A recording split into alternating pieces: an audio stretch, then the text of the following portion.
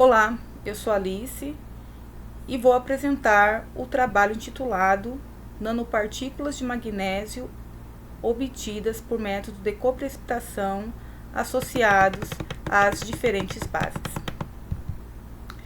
As nanopartículas sintetizadas são aquelas deliberadamente produzidas em contraste com as que existem na natureza, ou são subprodutos de outras atividades humanas, que incluem partículas de carbono, óxidos metálicos, como por exemplo óxido de titânio, óxido de zinco, nanomateriais metálicos de ouro ou prata, dentre outros, desde que atendam às definições e tamanho preconizados pela nanotecnologia, com dimensão máxima de 100 nanômetros. Estas nanopartículas exibem características específicas como tamanho, distribuição, morfologia, quando comparadas com partículas de dimensões maiores da mesma fonte de onde essas nanopartículas foram formadas. As nanopartículas começaram a ser produzidas por via química e física com elevada eficiência, obtendo-se partículas puras e com propriedades bem definidas. Em comparação aos dois métodos, a ausência de contaminação, a uniformidade da distribuição das nanopartículas são vantagens dos métodos físicos quando comparados aos métodos químicos. Entretanto, apresenta algumas desvantagens quanto ao consumo de grande quantidade de energia para atingir a estabilidade térmica.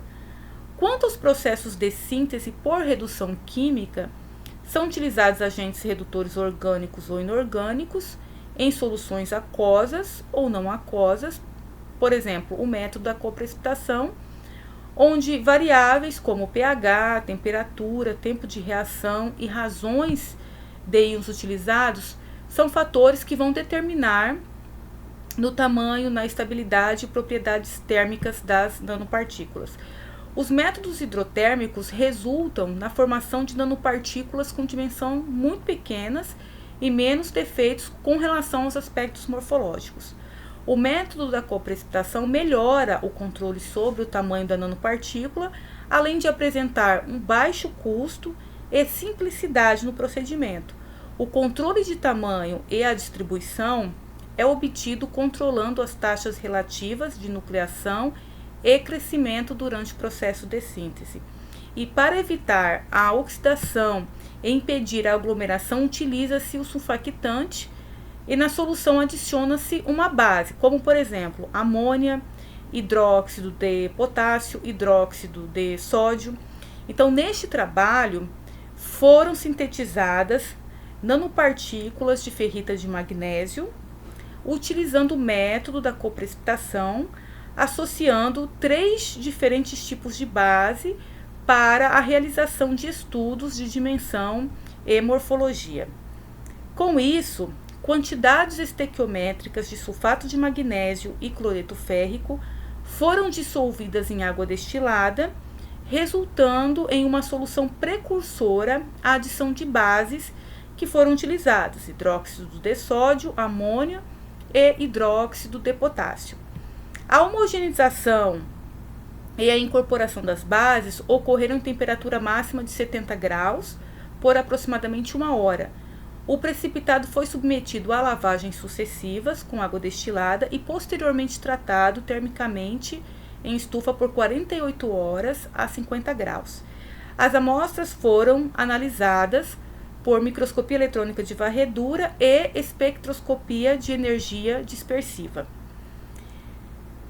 Através das fotomicrografias das nanopartículas obtidas por MEV, foi possível comprovar que as diferentes bases utilizadas no processo de síntese não interferiram na dimensão e na morfologia.